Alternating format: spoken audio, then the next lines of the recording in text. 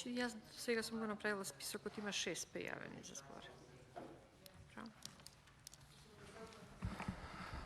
Благодарам, почитувана председателке. Почитувани колеги, почитувана македонска јавност, почитувана председателка на Судскиот совет. Бидејќи многу учтиво ни го нотиравте законот и надлежностите кои што ги имате во однос на тоа дека надлежностите ви се нотирани во законското решение за Судскиот совет, секако мора да се придржувате на нив и да тргнеме од таму. Во членот 2 вели вака: Судски совет на Република Македонија, во натамошниот текст советот е самостоен и независен орган на судството. Советот ја обезбедува и гарантира самостојноста и независноста на судската власт преку остварување на своите функции согласно со уставот и законите. И мислам дека до овде на сите ни е јасно која ви е функцијата и што вие треба да превземате и која е вашата одговорност во однос на ставање позитивни текови во целиот правосуден систем, кој што за жал ги немаме, бидејќи ви го потенцирав ова, бидејќи вели самостојноста и независноста на судската власт. Колку ова судска власт е самостојна и независна, гледаме од бројките и скандалите кои што секојдневно ги имаме. Нема да навлегувам во однос на дневно-политичките обвинувања за партизација на Судскиот совет, за партизација на судството, бидејќи на очевид на цела јавност сите ги знаат овие постапки и овие дејанија кои што ги превземате, со чест на исклучоци секаде, зборувам и во Судскиот совет.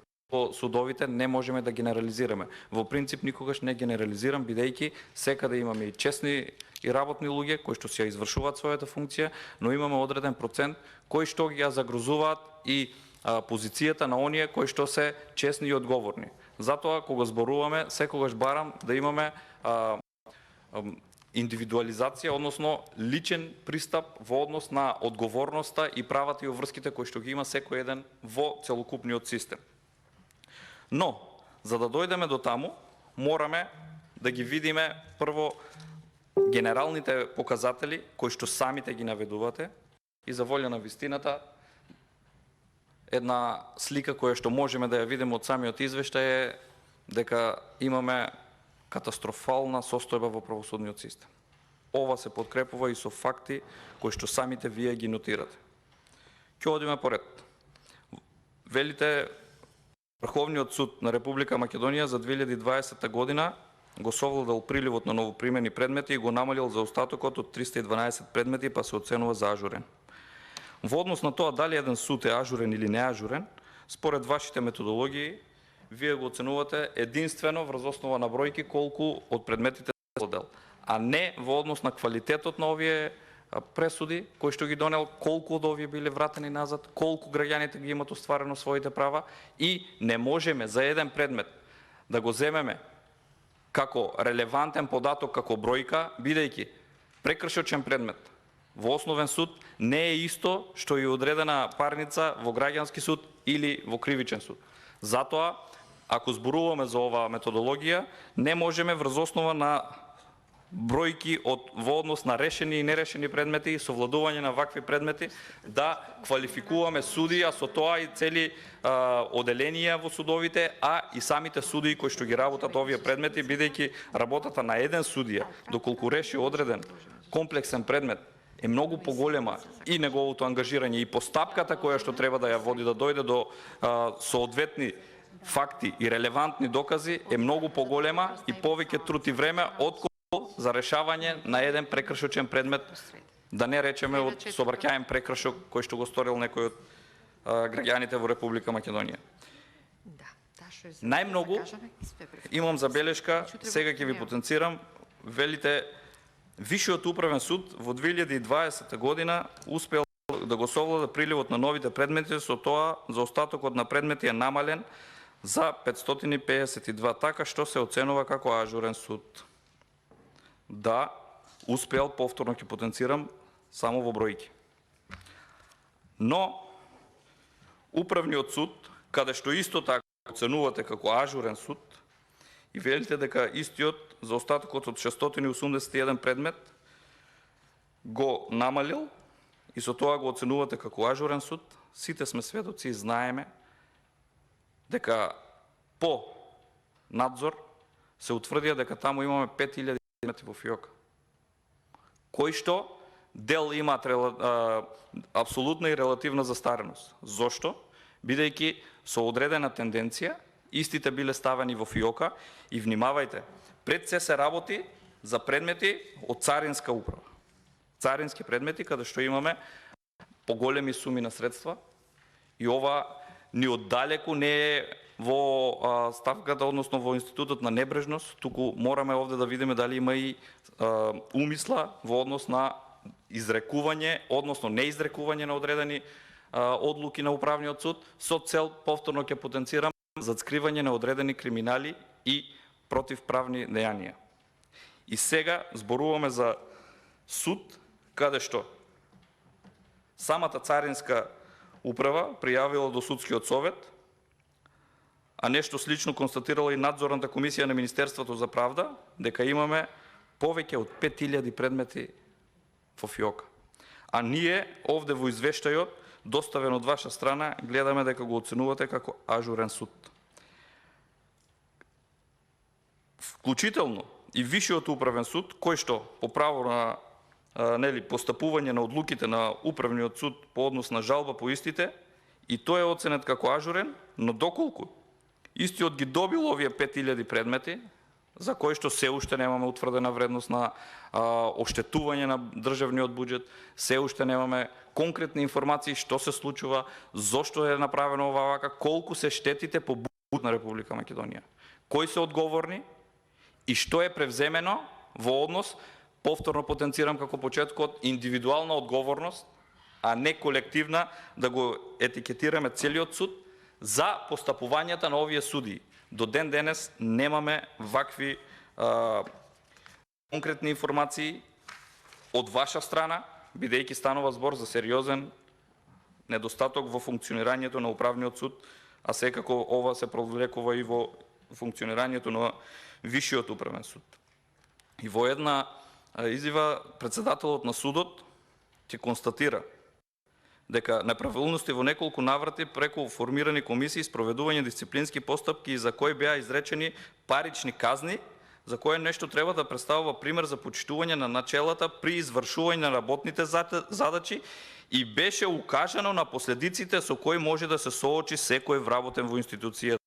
Па добро, почитувана председателка, ако ние со укажување на судиите укажуваме кои им се последиците од неработењето, како истите ќе ги санкционираат оние кои што не работат, оние кои што по еден или по друг основ се во работен спор во соодветните граѓански судови или одреден работен спор, ако работи за конкретен управен акт доаѓа до управниот суд, треба председателот на судот да им укажува со какви последици истите ќе се соочат. Еден вид на опоменување. Самите судии се доволно стручни и компетентни да знаат кои се последиците и да не дозволат да се доведат до ситуација во која се доведени. Меѓутоа, повторно потенцирам, и овде имате потврдено, немате никакви, ама никакви известувања, односно докаде се таму постапките или можеби се уште во јавноста ние не ги знаеме, ќе ни образложите после тоа каква е ситуацијата со управниот суд, така оценет како ажурен суд, а ви потенцирав во однос на кој скандал. Рековте дека се согласувате со тоа дека судовите биле неажурни и ако на апелационото подрачје на Битола, од 6 вклучително и апелациониот суд во Битола, од 7, 6 се неажурни, проблемот е очигледен. Не можете да се изземете од одговорноста дека вие како судски совет немате никаква одговорност во однос на работењето на овие судови. Зошто? Доколку сметаме дека само функцијата ви е санкционирање на истите или именување на судии кои што ви се дадени или посочени, не завршува овде вашата надлежност. Ваша одговорност е тоа што овие од 6-7 се најавни на апелациониот подрачје во Битола. Истото се случува и на апелационно подрачје во Гостивар, каде вклучително и апелациониот суд во Гостивар имаме 5 неажурни од 6. На апелационно подрачје имаме нешто по-различна слика Скопје, вклучително повторно ќе потенцирам и самиот апелационен суд. Во Скопје од 10 имаме 3, секаде ни се провлекува истата слика. И на апелационно подрачје во Штип имаме 5 неажурни судови од 9. Или вкупно 15 судови имаме ажурни од 34. 19 судови во Република Македонија се неажурни според вашите правилници и методологии за квалификација и проценување на ажурност и неажурност, повторно потенциран во однос единствено на бројките на предмети кои што се заостанати и кои што останале нерешени. Што воопшто не може да се зема како рамка и квалификација во однос на ажурност на судот, бидејќи потенцирав дека одредени судови работат одредени предмети кои што се многу по-комплексни од други постапки во други оделенија во судовите. 19 судови, тоа е повеќе од 55-60% од судовите се неажурни. И 2 апелациони судови. Меѓутоа, вашата одговорност овде не ја гледаме, бидејќи сте зацкриени зад законските решенија кои што така се изнивелирани да единствено имате права без одредени обврски, без одредена ваша одговорност, бидејќи самите на себе треба да се оценувате. И уште еден загрижувачки податок. Ќе речете има намалување од 29 предмети. Почитувана председателка. Постари предмети од 3 години. Во јануари сме имали 4612. Постари од 7 години 301 предмет. Постари од 10 години 140 предмети. Една декада. Поколенија се уништуваат со решавање на вакви предмети. Недозволиво е вакви предмети да се влечкаат по судовите цели 10 години. И сметам дека ваша отговорност и надлежност е истите тие детално да ги разгледате, пошто како судски совет треба да бидете на едно ниво поусовршени и постручни од самите судови, бидејќи вие ги именувате, вие ги квалификувате, вие ги оценувате и ги разрешувате, ги утврдувате фактите и доказите за нивно разрешување или неразрешување. Треба да бидете на едно ниво повисоки и постручни од самите судии кои што ги именувате и разрешувате. Затоа недозволиво е 149 предмети да имаме постари од 10 години. Или можеби ќе се навратиме на управен суд. Можеби намерно се тактизира со овие предмети да добијат апсолутна застареност, секој согласно квалификацијата на самите предмети што е, или имаме тотална негрижа од страна на предпоставените во однос на решавање и ажурирање на овие предмети. Се повикавте и на методологијата за квалитативно оценување на председателите на судовите, кое што ви е усвоено, како што видов, на 18.12.2020 година, ако не се лажам. Коригирајте ме ако сум грешка. Меѓутоа, почитувана председателке, не извештајот на Европската комисија за 2020 година за напредокот, извештајот за 2021 година ве демантира. Зошто? Во извештајот за напредокот на Република Македонија во 2021 година во поглавието 23, каде е опфатено правосудство и фундаментални права, имаме назадување, почитувана Келешки, од 4 на неполни 2 одреден напредок. Тоа значи дека во 2021 година имаме уназадување на овие фундаментални права и реформи во правосудниот систем. И самиот извештај нотира, вели вака: Земјата веќе ги има завршено поголемиот дел од реформите и ги има воспоставено потребните правни и административни структури во оваа област. Сепак постои ризик од влошување во некои области, вклучувајќи го судството и борбата против корупција. Потребни се дополнителни напори за заштита на независноста на судиите, за да се подобри квалитетот на правдата и да се олесни пристапот до правдата. Потребни се дополнителни напори. А во самиот закон, ви потенцирав, не случајно, вели дека надлежност, согласно Законот за судски совет, како независен орган во судството, Советот ја оценува и гарантира самостојноста и независноста на судската власт. Европската комисија ви нотира дека недоволно имаме независност на судиите и потребно е да се вложат напори. Ова е директен укор од страна на Европската комисија за судскиот совет. Преточено преку нормите кои што ви се во закон со извештајот на Европската унија. И повторно потенцирам, станува збор за извештај за 2021 година. Тоа е индикатор дека аналогно на овој извештај и извештајот за 2021 година, вашиот извештај кој што ќе го разгледуваме, се надевам не наредниот декември, исто така, дека нема да биде ништо поразличен од овој, бидејќи скенирањето на сите овие реформи од страна на Европската комисија, која што има релевантни информации за случувањата во правосудниот систем и сите општествени случувања во Република Македонија, ви нотира дека немате никаков напредок, односно имаме уназадување. Тоа е директно ви потенцирав уште еднаш демантирање на вашите тези, дека врз основа на правилникот кој што се повикавте, односно методологијата за квалитативно оценување на председателите, ќе имате некој напредок и сите реформи кои што ги превземавте и кои што ни ги набројавте овде, дека очекуваме напредок во правосудниот систем. Нема да имаме и во самиот извештај, повторно ќе зборуваме, ќе ве замолиме исто така како што денес дојдовте, да дојдете навремено да го разгледаме, за да можеме да интервенираме во одредени ставки и насоки, каде што може да се подобрат овие работи. И во наредното поглавје, вели правда, слобода и безбедност. И овде исто така имаме назадување од 4 на 2.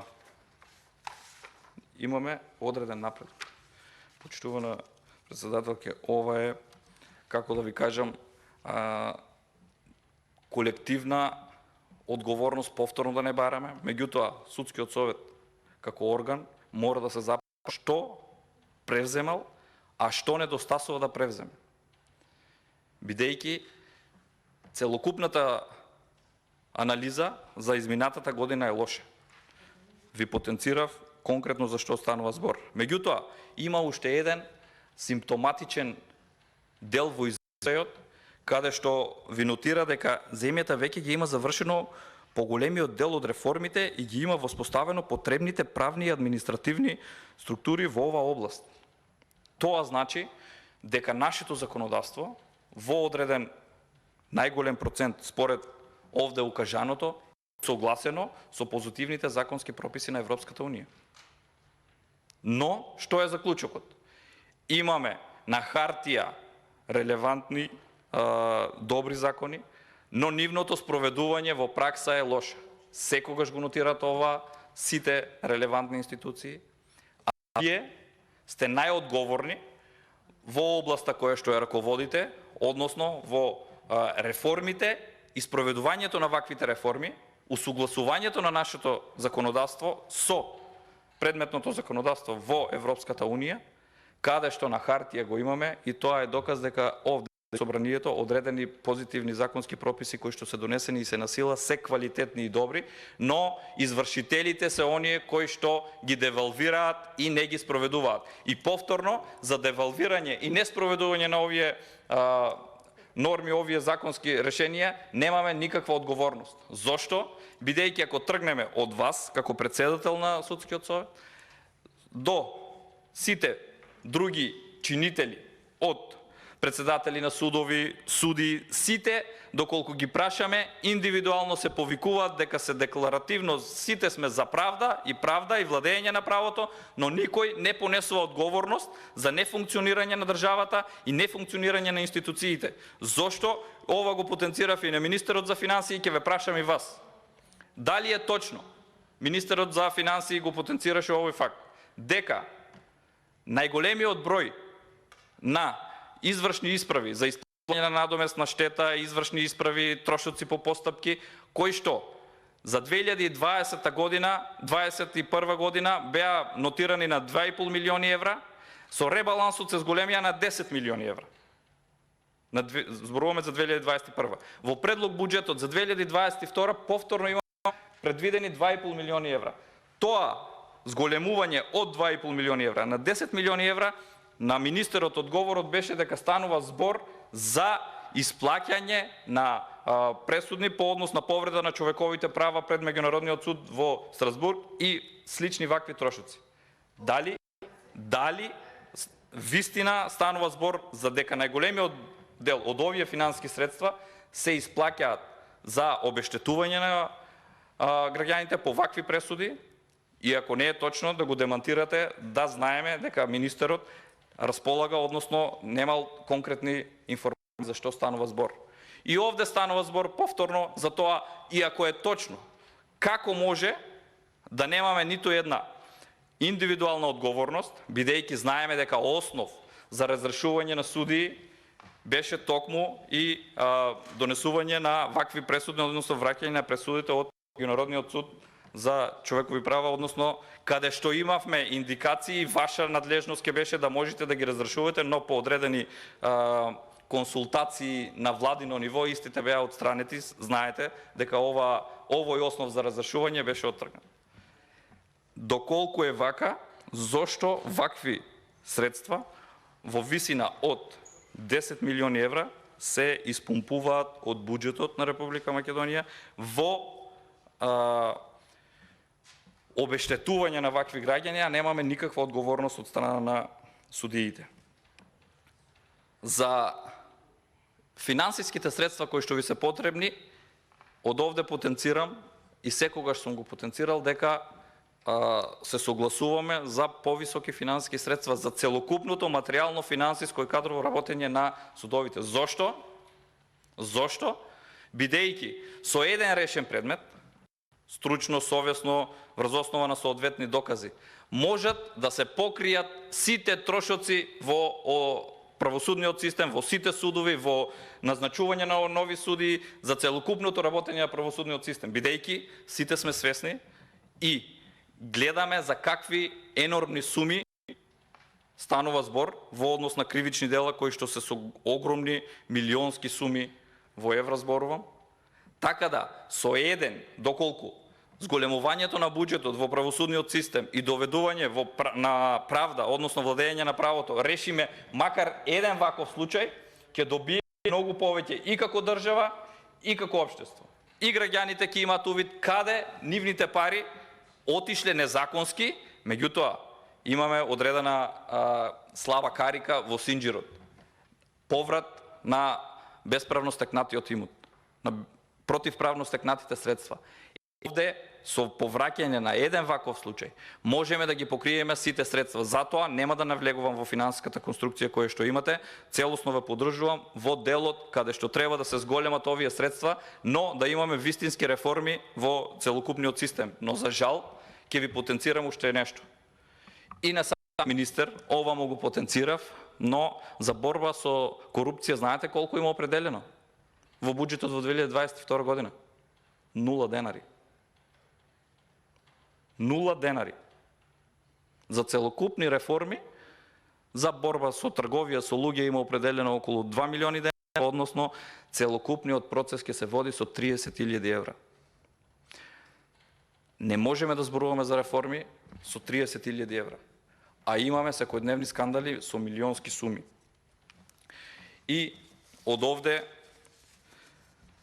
како пратеници од опозицијата, ве повикавме да дојдете лично, да ни образложите зашто станува збор. Еве се одваживте, иако потенцирам тоа станува збор после 6-7 месеци од отварањето на комисијата и разгледуваме извештај за 2020 година, како лица кои што сте избрани од ова собрание, се воспостави владењето на правото и демократијата, е всушност да се воспостави надлежноста на собранието над извршната власт и над оние лица кои што се избрани да дадат извештај пред ова собрание. Овде да разјасниме, да се погледнеме очи во очи и да ни потенцирате дека превземате нешто, конкретни чекори, за да процентот од над 70% недоверба кај граѓаните да исчезне.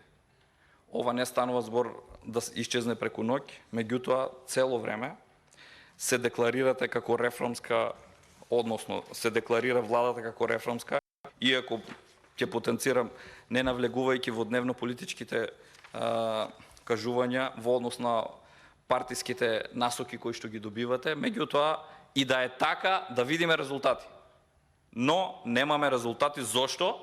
Имаме директиви од она апсолутна власт и над собранието, и над судството, имаме апсолутна извршна власт која ги контролира де факто секој потек и секоја ситуација која што им е од полза на оние кои што раководат во моментот и управуваат со ова извршна власт. Се додека не се надминеме општество во кое што собранието како законодавна власт, судската власт како независна власт ќе се надмине и ќе имаме независност, односно ќе се поставиме над извршната власт, која што во моментот се извитоперени сите овие односни. Извршната власт е она која што ве контролира, вас не собранието го става во подредена ситуација со слепа послушност од страна на претениците на мнозинството. Ова се случува и ова го гледаме од самите изјави на функционерите кои што ги имате.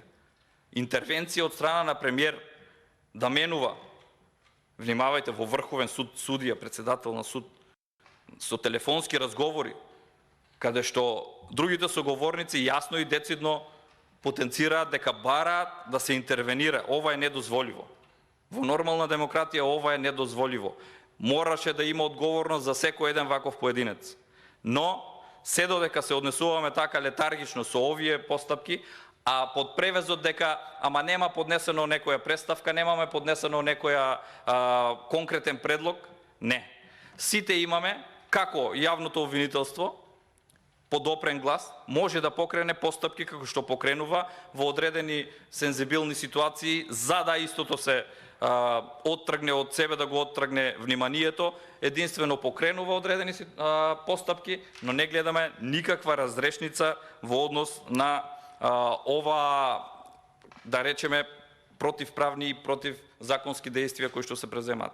И сите се повикуваат на тоа дека не се надлежни, а всушност станува збор за еден ланец, поврзан ланец, кој што за жал е многу јак. За раскинување на ваков ланец, почетна точка е судскиот совет. Раскинување на овие роднинско-партиски влијанија внатре во судството е токму надлежен судскиот совет. И немате право да се повикувате на тоа дека немате одредени надлежности или не сте надлежни за одредена ситуација. Вие сте врвот во судството кое што треба да ги контролирате сите судии. И како што знаете да ги именувате, така морате и да имате да ги контролирате. И тоа парични казни, дека ќе биле казнати одредени судии, не е доволно. Немојте да ја ставаме во заблуда јавноста дека целокупниот систем, односно сите судии се криминалци. Извадете на виделина одредени поединични случаеви, соодветно да бидат санкционирани, за да се заштитат и сите оние кои што честно работат да не бидат стимулирани, односно превентивно да се делува, а не репресивно после тоа да се делува. Сите оние кои што работат да бидат честно не наградени, туку согласно закон, унапредени или како ги следува кариера во однос на степен на судовите, а да бидат соодветно санкционирани оние кои што не се однесуваат така. Имаше најавувано конкретно за судовите, затоа барам и од вас мислење и ставови, што се превзема и како сите овие постапки завршија. Имаше најавувано како Совет за реформи во правосудниот систем, предводен од премиерот Заев, кој што е економист по вокација, како ќе ги спроведуваше, видовме како ги спроведе реформите во правосудниот систем, иако сите кои што беа одредени експерти во овој, напуштија овој совет и го ставија самиот да се бори со тоа. Имаше најавувано генерален реизбор на судиите. Од вас, како председател на судскиот совет, дали ова беше единствено манипулирање, односно политичко изјавување, или имаше реална основа да се спроведе ваков генерален реизбор? Кој е ставот на самиот судски совет? Дали и докаде е со постапките за потекло на имотот? Мислам дека можеме многу, ако имаме суштинска анализа и ако имаме волја да го направиме тоа, дека многу од загонетките кои што ги имаме во судството можат да бидат решени. И на крајот ќе ве повикам уште еднаш навремено да доставувате извештаи, меѓутоа со извештаите да дојдете да поразговараме, да имаме време и во однос на финансиските средства, и во однос на сите други аномалии кои што постојат, и дополнително во однос на измени закони, на одредени законски решенија кои што би биле по насока и на Европската унија и усогласување, до усогласување, пошто цитиравме дека во доста голем дел сме усогласени, ќе ги надминеме заедно, за да конечно во Република Македонија завладее правото. Се надевам дека во наредниот период ќе имаме одредени вакви активности, но уште еднаш ви потенцирам и наредниот извештај кој што ќе го разгледуваме ќе биде во форма слична, да не речем и полоша од ова, да не прejudicираме, бидејќи показателите од страна на Европската комисија се лоши во однос на движење на овие фундаментални области за кои што зборуваме. Од вас, како председател на Советот, уште еднаш барам, ако сте во можност да одговорите на оние недоразбирања или имате информации, да не информирате конкретно и за Управниот суд, докаде се и сите други претходно наведени реформи. Благодарам.